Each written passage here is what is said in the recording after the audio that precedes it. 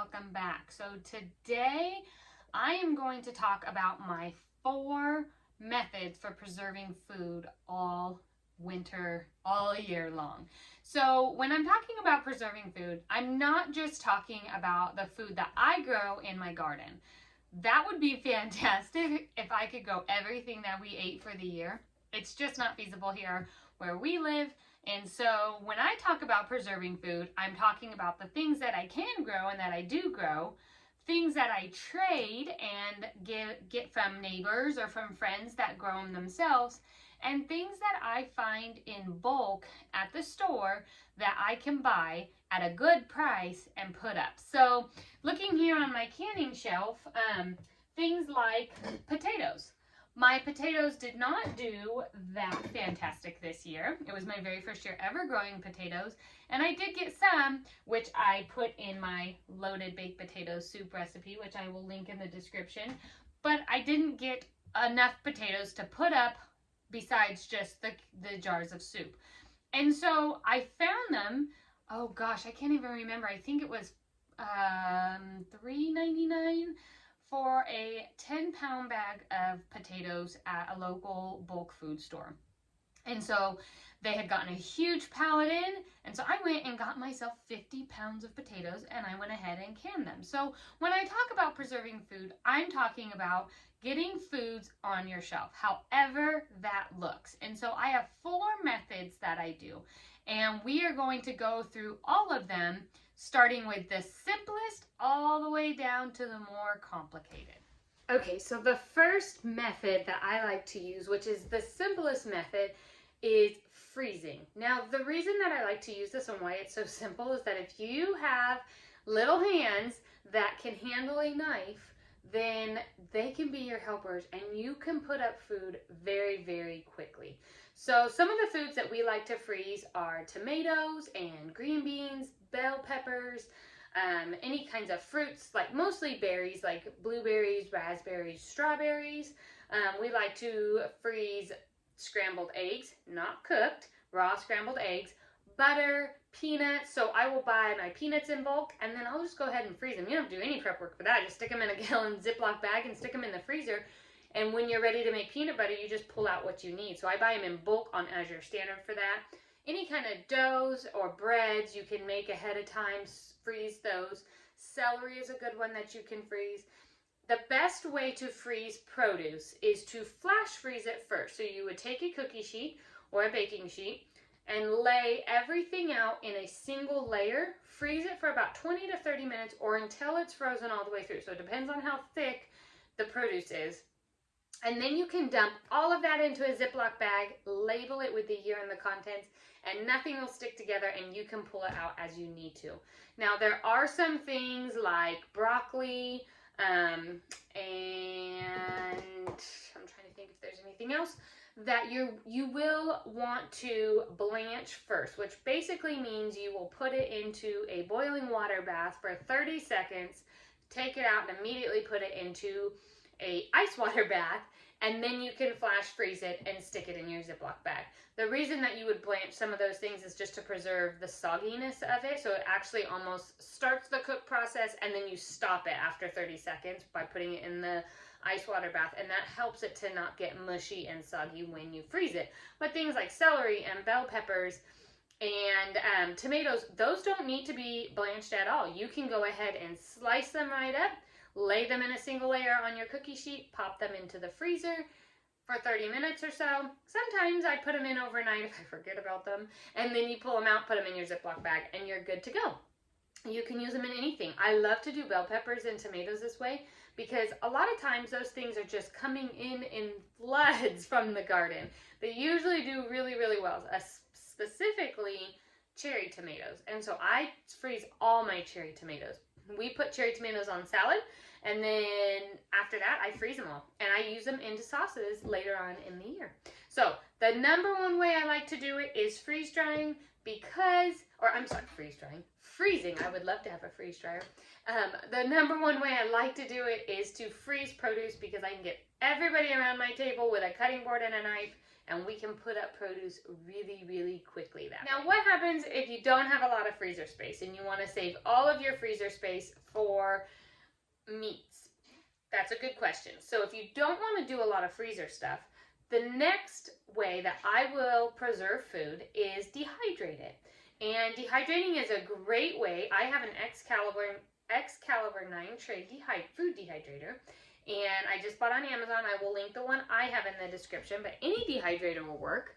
And I will take my foods, dehydrate it, and either blend it into a powder, depending on what it is, or into like fruit leather. So now your frozen fruit or your fresh fruit, if you didn't want to freeze it, you can go ahead and make them into a fruit leather, dehydrate it, roll them up into like a little fruit roll up, and have those on your shelf all year long.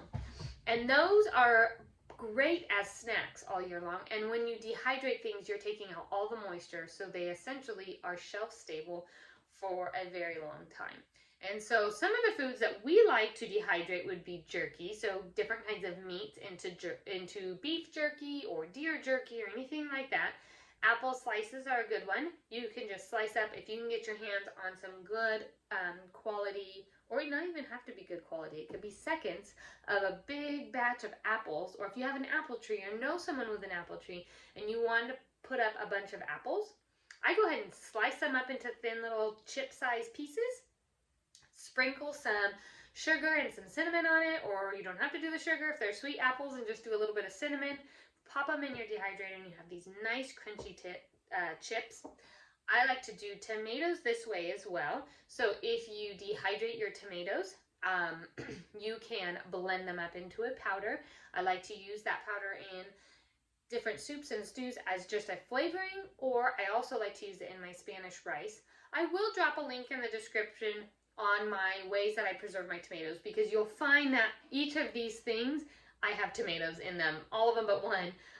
And so I do share that in another video on how I do all of my tomatoes. I do my liver this way, which I do have a video out on that. And I just dehydrate my beef liver, or any animal liver if you have it, and then you can blend it up. You can add it to virtually anything, and liver is a superfood, and you probably know that if you've been following me for a while, that I tell everyone how great liver is. And then my last thing that I like to do is bell peppers or jalapenos or anything like that. Those are great in the dehydrator. You can go ahead and dehydrate them, they're shelf stable, and then when you're ready for them to come back to life, you just soak them in some hot water for like 30 minutes to an hour. They come back to life, and then you can cook with them. They do get a little bit soggy doing it that way. I find I like them in the freezer better, but if you want to save on freezer space, dehydrating your peppers is another fantastic option. Now you will want to follow the directions on your dehydrator for the temperature and for how long you want to, or how long they need to be dehydrated, depending on what food it is. Now my third way that I like to preserve food is through canning. And that's water bath canning and pressure canning. And this is probably my favorite way to preserve food. I know it is the more complicated way, so it does take a little bit more time in prepping your food and getting it, cooking it, and then canning it and doing all of that. But the time when you're ready to use it is zero, because all you got to do is pull your jar right off the shelf and you're ready to go. Some of the things that I like to water bath can would be all of my sauces, jams, cucumbers, my pepperoncinis, trying to think here, salsas, relishes. All of those are great water bath canning methods. All my condiments, so I love to make barbecue sauce and ketchup out of my tomatoes from my garden. Those are all great things to can and have ready on your shelf for whenever you need them. And you can do enough of it that you can do it for the full year. Some other things that I like to can need to be in a pressure can, like green beans, all of my broths, ready-made meals. All of those things need to be used with a pressure canner. Beans, I buy my beans in bulk on Azure Standard, dry beans, pinto beans, kidney beans, black beans, and then I pressure can them. That way I can give it a really good long soak, and I have a video out on canning black beans, so I can go ahead and drop that in the description as well. But I like to give my beans a really long soak that breaks down the phytic acid and helps it to digest better before I can them and put them on my shelf and have them ready to use in any meal. Ready-made meals are probably my most favorite thing to can. They do take the longest, I will warn you with that. Anything to do with meat and pressure canning takes a long time because you got to cook the food and then you're going to can the food, and usually it's in the canner for a really long time. However, if you put the work up front, the canning or the time afterwards to have a meal ready to go when you're on a busy night or your family's all staring at you starving and you are so busy with everything else, you can just tell one of your kids, go get a jar off the shelf and heat it up. And they can go dump it into the pot, heat it up, and you have a meal served just like that. My favorite thing to do. I do have a couple ready-made meals out right now, but I plan to get more up on the blog because they are so good and so easy and convenient. So my third way is, of course, canning, and that's probably my favorite way to preserve. My fourth and final way that I like to preserve food really has nothing to do with growing and raising the food on my own property. It is being able to buy dried goods in bulk and store them up for long-term food storage. And the way that I do that best is with Wallaby Goods Mylar bags. These bags, I have them in 5-gallon bags and gallon bags, and they are so great. They are BPA free, they are light resistant, water resistant, heat resistant, and puncture resistant. So they are some fantastic bags that are really heavy duty, really durable, and strong. They come with the oxygen absorbers, and you go ahead and put them right on in with your dry good, and they have a card that comes with your bags when you purchase it that tell you how long they last in that bag with the oxygen absorber. What I love the most about them is in the 5-gallon bags, their oxygen absorbers are individually packaged, so you only need to pull out one at a time to put them into your bag. And that way you're not opening up the sealed package that has all of the oxygen absorbers and on the clock on if they're going to go bad or not. Now, on the gallon bags, I think they come in packages of 10. So, and then you can store the rest in a jar with your lid and ring, and they should be good. They do have a like a tab on it to tell you if they're good or not, so you can throw them into your food storage. But some of the things that I love to store in our Mylar bags is flour and sugar, beans, rice, pasta, any of those things that are dry goods, cornmeal, that are dry goods that you can find for a great deal, get it in bulk, and maybe you only buy once a year. Then you can store them in your bag and you will have them for the entire year with no worry of them going bad. One thing that I do love is in the big bags, you can in all of them, you can seal them with just a hair straightener. You don't need any extra equipment to seal them for long-term food storage. And then they also have resealable zippers, so that if you use, like I buy the 5-gallon bags, and then I buy my big flour in bulk. I have 50 pounds of flour and I stick it in there. Well, my Gamma Seal buckets that I store everything that I use in every single day, they don't hold 50 pounds of flour. So when I go to fill my bucket, I only am going to fill about half of that bag. Well, I can just go ahead and reseal the bag right back up, store it away in a closet, and I have my bucket ready that has the flour that I'm working through, and then I just keep adding back from the Mylar bags. It's been a great system for me and works really, really well. The one thing that I love the most about the Mylar bags is that they are such good quality.